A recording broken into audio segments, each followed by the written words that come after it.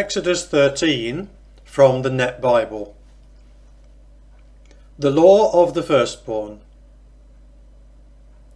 The Lord spoke to Moses, "Set apart to me every firstborn male, the first offspring of every womb among the Israelites, whether human or animal, it is mine."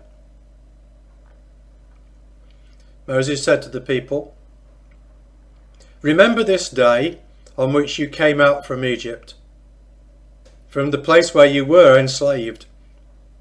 For the Lord brought you out of there with a mighty hand, and no bread made with yeast may be eaten. On this day, in the month of Abib, you are going out. When the Lord brings you to the land of the Canaanites, Hittites, Amorites, Hivites and Jebusites, which he swore to your fathers to give you, a land flowing with milk and honey, then you will keep this ceremony in this month.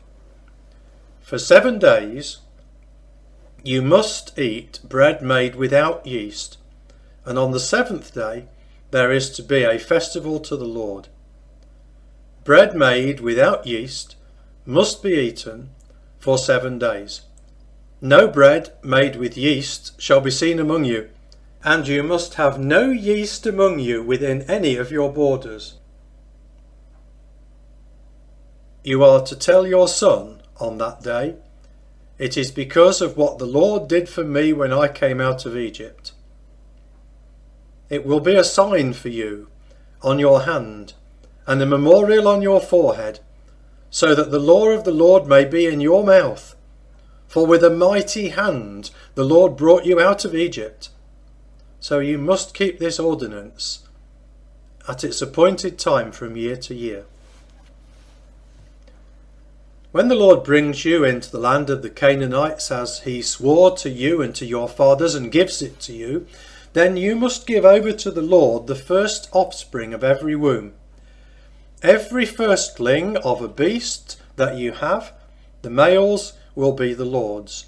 Every firstling of a donkey you must redeem with a lamb, and if you do not redeem it, then you must break its neck. Every firstborn of your sons you must redeem." In the future, when your son asks you, "What is this?" you are to tell him, "With a mighty hand the Lord brought us out from Egypt, from the land of slavery. When Pharaoh stubbornly refused to release us, the Lord killed all the firstborn in the land of Egypt, from the firstborn of people to the firstborn of animals.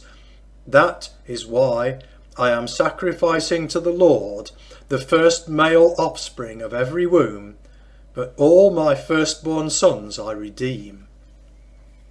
It will be for a sign on your hand and for frontlets on your forehead, for with a mighty hand the Lord brought us out of Egypt." The leading of God.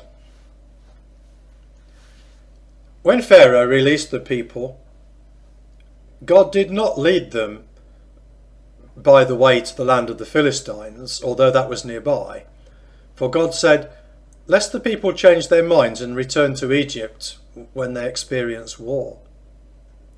So God brought the people around by the way of the desert to the Red Sea, and the Israelites went up from the land of Egypt prepared for battle.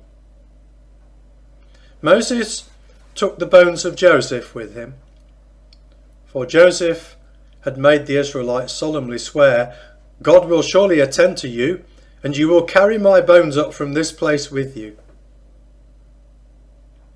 They journeyed from Succoth and camped in Etham, on the edge of the desert. Now the Lord was going before them by day in a pillar of cloud to lead them in the way, and by night in a pillar of fire to give them light, so that they could travel day or night. He did not remove the pillar of cloud by day, nor the pillar of fire by night from before the people.